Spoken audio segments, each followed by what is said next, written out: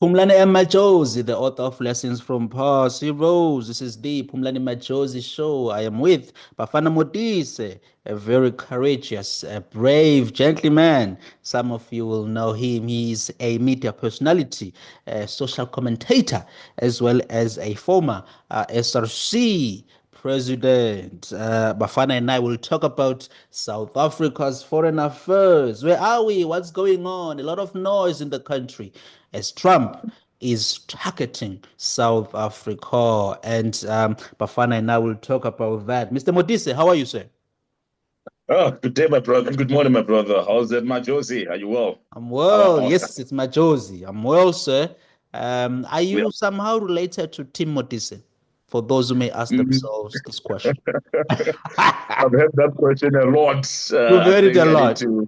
to check my no my where was my mother during the 90s? Maybe Tim might have met my mom, but no, Uh, not related. You have the same Tim. surname, but the same voice apparently. So, but no, they're not invited. They're not related. Yeah. So, Bafana, let's talk about what is going on right now. You and I. You watch So, the affairs of the country very closely. You are a concerned citizen. You are a social yeah. commentator. The firing of Ibrahim Rasul, the former ambassador, our ambassador to the United States of America. What this what was the meaning of this? You look at when Americans say it, they say this man was out of line. He's an ambassador in a foreign land, and he had no business speaking or calling Trump a white supremacist. But also, he went there. He was a misfit for this agenda based on his pro-Palestine stance. He literally chose Palestine over South African issues, and the utterances of the man either be on public platforms. It was very clear that he has this anti-America agenda. And I think when he went for that webinar, that was the last stroke for the Americans to say, we have tolerated this man for too long. But it must not be confused to say that Americans are fighting South Africa. Americans kicked out Rasul, not South Africa, based on his views. And you also look at the tension. I mean, this tension has been building up ever since I will even say when Ramaphosa publicly said Trump can keep his America and we will keep our South Africa, which was very reckless thing to say. But also, you look at our alliances all along, we've been so linked towards the Eastern, what they call the global South, as they call it.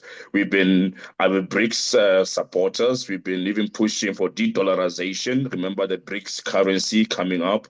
We took Israel to the ICJ case, a war that has nothing to do with South Africa. We even now we have even extended the budget with over 37 million for us to go and fight a war that is far away from this continent.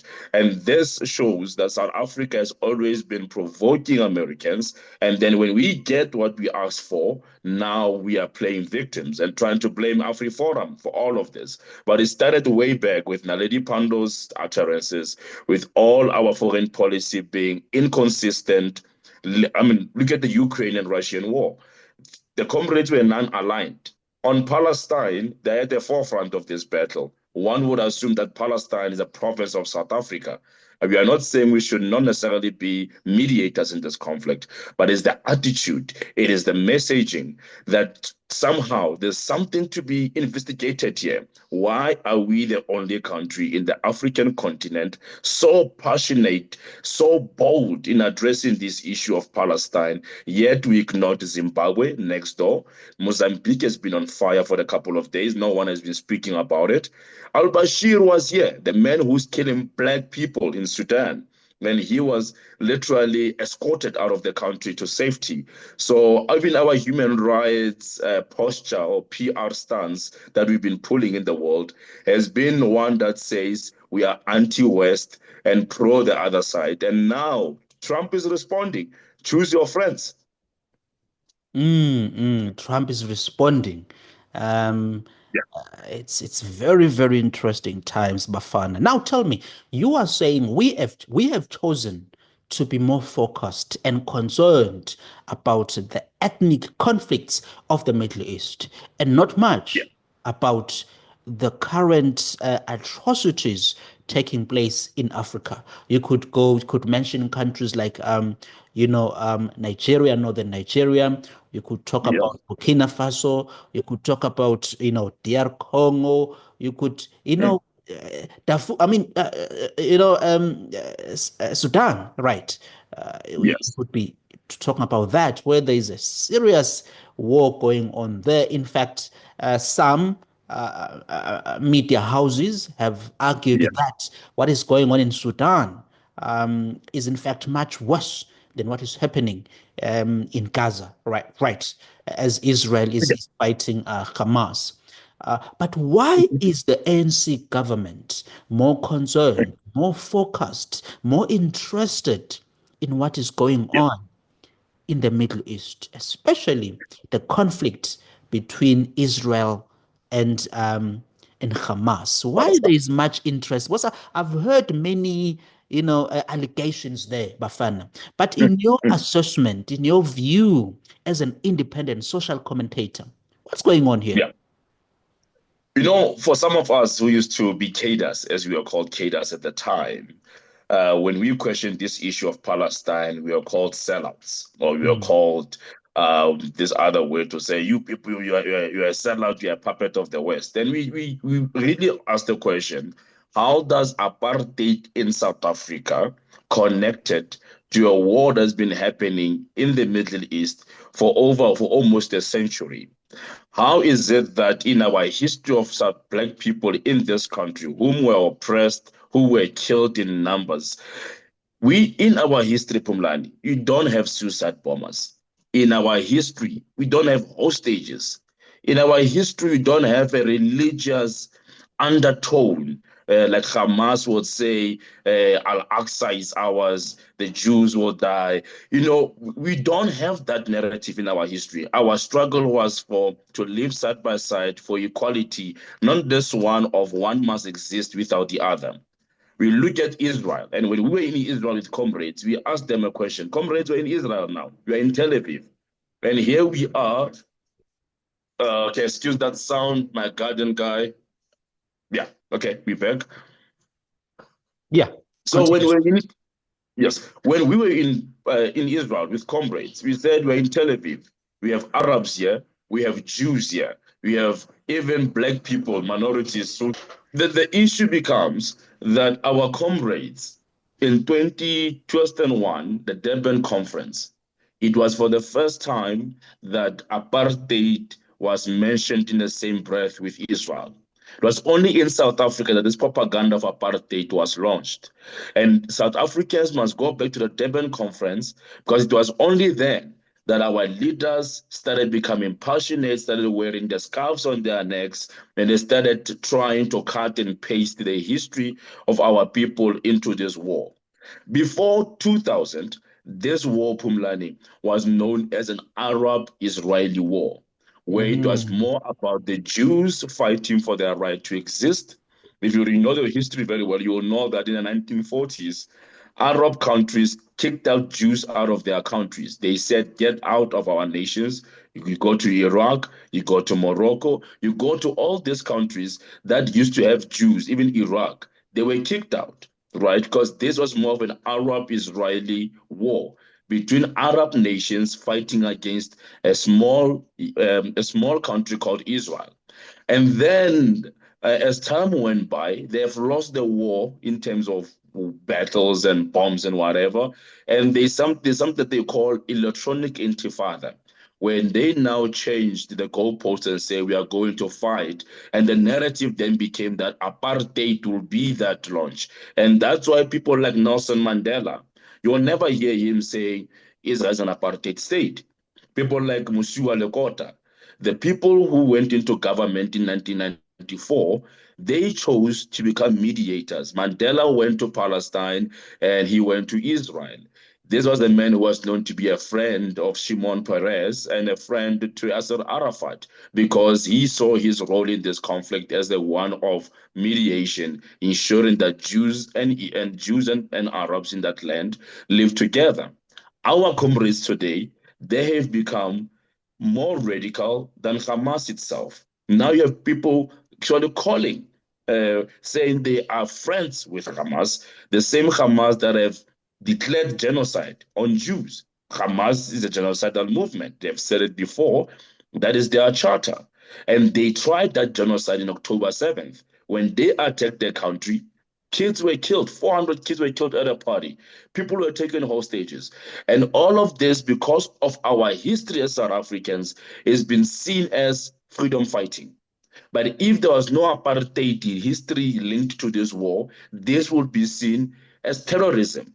But now terrorism has been what justified on the idea that they are fighting for freedom. But what freedom is that, Phumlani? We had our first chance at freedom around 1994, 1990s, and Mandela went to Codesa with other comrades.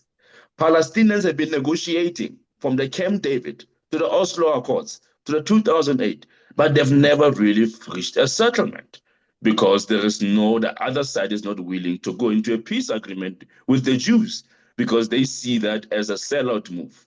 And as long as Arabs or the Palestinians themselves they get to a point where they accept that Israel exists as a Jewish state, as their neighbor, peace will come. But as long as there is this struggle, as they call it, to destroy Israel and reclaim Palestine, I don't think it's viable for them. And as you can see on the ground, people are dying on both sides. And sadly, it is the Palestinians in everyday Palestinian on the road who is a victim of this. This needs a Mandela. It needs someone who can put his biases aside and focus on what could be a way forward. And that's something you have not seen from the Arab League. That's not something that you have seen from role players in the Middle East. But South Africa has no place in this war. This war is religious, it's geopolitical, it has a lot of layers to it than to just to sum it up with apartheid. I think it's disingenuous and it really takes away from our struggle stalwarts. If we are going to compare Chris Hani to people like your Ismail Haney, we're going to compare Chris Hani and Mandela to people today who are holding hostages in Gaza, people who literally watched their people die and not release hostages. That's not the kind of leadership that our people had during the struggle. Ours was a struggle, a peaceful protest, even though, yes, it went far with Mkhonto Wesizwe, but that came as on a later stage. But this war started with bombs from the beginning. Ours was a trajectory that took place step by step until Mandela said, we can't be speaking peace anymore. But Mm. ask Arafat, ask these comrades in Palestine, when have they ever said they are doing a peaceful protest? From a get-go, it was a five Arab countries against Israel. It was four again against Israel. There's always been this issue around the Middle East being anti-Israel. And sadly, Israel continues to flourish and grow. But the more there is war, the more this conflict won't stop. My worry is about the everyday Palestinians and the everyday Jews who are living in that land. But to attach apartheid and become this PR stance for Iran, it's a problem. Mm, mm. I'm speaking to Bafana Modise. He is a media personality, a former SRC president, a social commentator. We are discussing South Hmm. Africa's foreign affairs, foreign policy, if I can put it in informal terms. This is the Phumlani Majosi show, where we give you common sense on local and global affairs. Now, Bafana, what do you want Trump to do here? Right. Our administration has been trying to reach out. I've been hearing that, but the US administration or the Trump administration has shut the door on Ramaphosa's administration, at least for now. And my belief is that it's because they've said they are investigating. Because here's how I see things are going to play out. Trump has said, I don't want to talk to you because I want to take certain actions sometime later this year. And that I want to get to a situation where I can, um, as soon as I pressure you, as soon as I impose whatever I want to impose, it could be in the form of sanctions, it could be in the form of being pulled out of AGOA, it could be, we don't know what more could he do as the world's as the world's superpower. But he wants to. I don't think he wants to talk now, Mr. Trump. He doesn't want to talk now. He's doing his investigations. I've heard some rumors. I'm not sure how true that is. That he will use also amongst the documents to back up his decision. Will be the Zondo Commission documents, right? The Zondo Commission of Inquiry documents. I've heard that he's going to use that as well. My view has been that if he imposes sanctions, it should not be sanctions on the country, but sanctions on the ANC leaders. I wouldn't have an issue with that. Um, but Trump doesn't want to talk now. He wants to do whatever he's doing, investigate, build a case, make a decision, and then that decision will force South Africa to want to negotiate on the table. And that is where Trump is going to put the terms of how the relationship should move forward, and then that negotiation will go back and forth until the agreement has been found. And I do believe that amongst the requirements or what Trump will demand will be the drop of the genocide case against Israel at the International Court of Justice. I believe that's what Trump will want when those negotiations do take place. Um, but what do you But want also him to don't do? forget, Yeah, but also don't forget the Iran part of it as well. yeah, yeah. So So what do you want Trump to do, and then we can touch on the Iran aspect of everything. yes, What do you want him to so do, Mr. Trump, on South Africa, on the ANC going forward? I'll sound more like a preacher, a man full of hope, and say that maybe the best thing to do would for Trump to, I think sometimes he can get very much, some people call him hasty or they can call him very decisive, depending on what you look at it. But then the US aid being cut off, and also the trade relations between South Africa and America, a lot of jobs are on the line on this issue. And also the posturing of our leaders. I think it is not helping as well when you have leaders screaming, we won't be bullied, we won't be bullied. No one is bullying you. You have literally been on a campaign of anti-America, and America says it's fine, take your stuff and you will live. And now you want to play victim, which I hope that Trump himself will start focusing on, which will also help South Africa, focusing on the ANC cadres, focusing on the corruption that has been done through the ANC.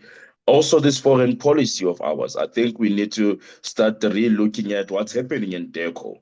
Why is DECO not diplomatic anymore? Because diplomacy means that you choose your country first, and then other nations, you work with them for mutual interests. But DECOL, as of late, it has become either a pro Russian, pro Chinese, pro Palestine, and not necessarily pro South Africa. And right, we are where we are because of the DECO as we have it today is no longer the DECO that is impartial. It's no longer the DECO that is working to. I mean, right now the DA already has been to America. The AfriForum are going to America. What is stopping the ANC of going there? What is stopping the ANC or the government, Cyril Ramaphosa and his minister, to take a flight the same way they did when they went to Russia for the Ukraine issue, to say, let us go and clarify issues. But because they want to hold on to their narrative that they are not bullied, they are strong, they won't fold, it doesn't help, especially in a country where there is no electricity, where people are living on social grants, where 350s have become the income, where people are getting retrenched every now and then. As we speak, people do won't have ARVs in the next couple of months. We are not in a position of power. We are in a position where we should be prioritizing our people internally here. You look at Rasul. Was Rasul fired in America because of the people of Soweto? Was he fired in America because of his views for South Africa? No, he was fired because of his agenda, his anti-Israel, anti-American sentiments. So we need to get to a point where we have diplomacy and not this factional foreign policy that we have, where we are non-aligned on some wars and we are aligned on some wars. Where Africa is burning, we don't care. When it's the Middle East burning, we care. When it's Russia doing, we care. We are not in a space as South Africa, especially looking at our economy, where even now that going to increase VAT to 15.5%. So Trump, what he must be doing, focus on the ANC. Please do not punish the people of South Africa for the decisions and for the policies of the ANC, because if that is the case, then South Africans are the ones who stand to suffer. So for me, I'll say let him focus on Lutuli House and still maintain relations, maybe bring back US aid for our people because they need those ARVs, maintain trade relations, and maybe South Africa as well must give up this power men or stronger men. They are not strong. They are weak at where they are. They should go to Trump and start saying, we made a mistakes where we made mistakes, and this way we will have to rebuild. Go back to your ex and tell him I love back to say, wasn't best Lana, but we want to work with you. I'm not saying we should choose a side, but I think as a country in South Africa, if you are working with the Russians, we are working with them for our interests, with Americans for our interests. But once we are used as a pawn in a bigger scheme of things, it becomes a problem because it is us today who are suffering. It's not Russia, it's not Iran, it's not Egypt or whatever country that has been pushing out Qatar. It's us today who are facing the brunt and the fury of Trump. But all those countries that were pushing their agenda, they're stable. Why didn't Egypt take Israel to the ICJ? Why not Jordan? Why not Iran itself taking Israel to the ICJ? So clearly you can see that we were used and now we've been punished. Upapa. We just threw ourselves in something that has nothing to do with us. Meanwhile, our people are struggling and starving. Everyone wants peace in the Middle East. Everyone wants peace in Ukraine and Russia. Nobody wants war in the world.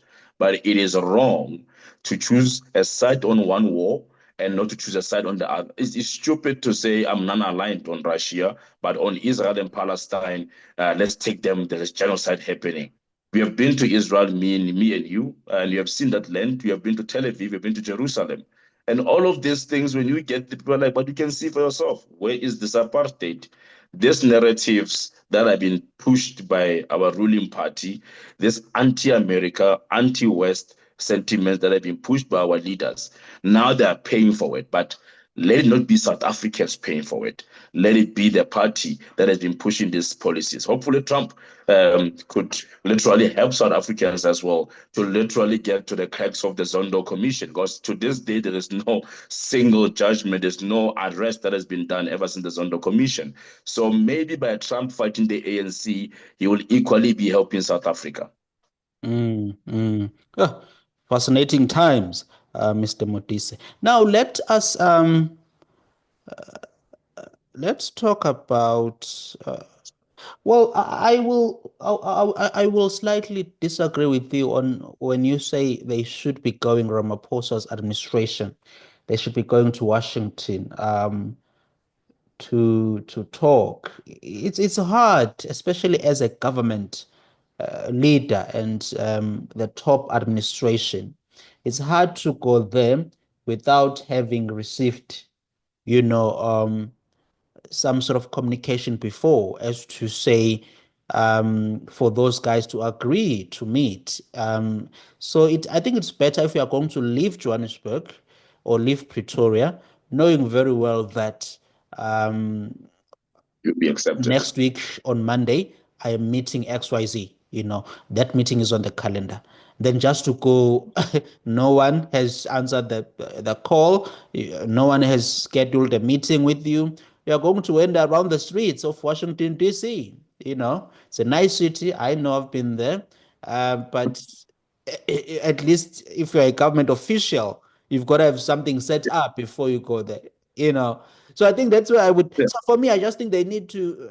they can try, they can keep on attempting um, to talk to the US, because I do believe negotiations have to take place. I want our relationship with the US restored. You want the same thing. We have more in common, Bafana, with the US of A than Iran, than China, right? So there is much work, and we have a trade surplus with the US of A. We don't have that with the Chinese, right? We have trade deficits, and they send a lot of cheap stuff here in our country, Yeah, and we send little to them, right? Right. sure. So they care more. The Chinese really care more about themselves than this country, and the I U.S. mean, used to one, care more about us, as a yeah. developing country than themselves, because they do realize that they are already the richest nation. Yes, continue. I mean, I was in Lesotho just a week ago, and I've been told that China is very strong in Lesotho. But I was like, if these guys are so strong in Lesotho, why are they not developing Lesotho? Why are they not investing in Lesotho? Why is it that they're only taking and not really investing back into the people of Lesotho and the country itself? This relationship that we have, I mean, look at the history of, yes, they were supporting us during the struggle, but beyond the struggle, what have they done for the African continent? Every African country will tell you about how China and Russia supported them during the struggle and all of that. But when you look in terms of development, having a functional economy, having a proper functional state post liberation, South Africa is the only country that is still somehow, I wouldn't say surviving, I'll say surviving, not stable, but surviving. So the question then becomes to say our relations with these countries, or the BRICS bloc, as they want to call it, which I don't have a problem with. I think as a country, you all need alliances everywhere. I think the problem becomes when you now yourself choose a side than playing the diplomatic game. You look at India. India is a friend of the BRICS in BRICS, but they were in Washington immediately after Trump was re-elected. India has been, the Indian president has been to Tel Aviv, to Jerusalem. He has spoken. They focus on improving and building their lives first before they are pushed into corners in the global state of things. So South Africa, I feel that yes, you are right. Maybe going to America would embarrass them, but as Cyril Ramaphosa said, the president, he said that he's not been blue ticked. There is some communication taking place between him and the USA, but also you cannot also have people you are trying to rebuild a relationship, and you still have people who are saying, let's change the name of Sunshine Drive to Leila Khalid. We are going to make sure that the letterhead of the American embassy is Leila Khalid. You cannot say you want to rekindle relationships and instead of people trying to say, you know what, we won't be bullied by America. You don't need them. No, that's Mhm. not the narrative to use. If you really want to mend a relationship and you feel like AfriForum, as they're blaming AfriForum now for this thing, it's not AfriForum. It has been the narrative of our foreign policy for a very long time. And yes, we can blame AfriForum there and there, but the truth of the matter is that this was started by the ANC long time ago, Yeah, and yeah, now there is a leader in power who is saying, pick your friends. Are you with me or against me? And now they are caught in the corner. But yes, the hope would be that the Trump administration would actually open those doors of engagement and let yeah. there be a deal, strike a deal, and but please let it not be at the detriment of South Africans. If there's Yes. anyone who has to pay for this nonsense, let it be the ruling party and their foreign policy comrades. Yeah, yeah. Bafana, we have 4 minutes left. Let's be very brief here. The DA and other non-ANC parties in the coalition government. Because I Yeah. read this morning that apparently one of the spokes people within the DA saying that the DA needs to be heavily involved now in shaping foreign policy. How much pressure can the parties like the DA, IFP, Patriotic Alliance in the Government of National Unity, how much impact will they have in transforming or pressuring the ANC to change its ways on foreign policy or to shape our foreign policy in a new direction? Do these parties have that ability? In the coalition government, briefly? Yes, I think they do have. And I'm going to give you this scenario of what happened a while ago. Cyril went to Russia, said, we are a friend of Russia. Then Steenhuisen said, no, no, no, no, that's not our position. So the ANC has not really got to a point where they have accepted that they're a 40% party and they're in a coalition, and every decision making of the Epsilon foreign policy needs to be consulted by other parties.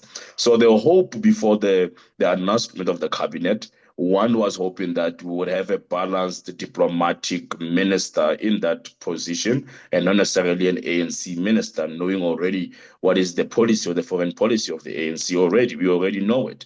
But at this current stage, the DA can try to kind of work and with others, IFP and others.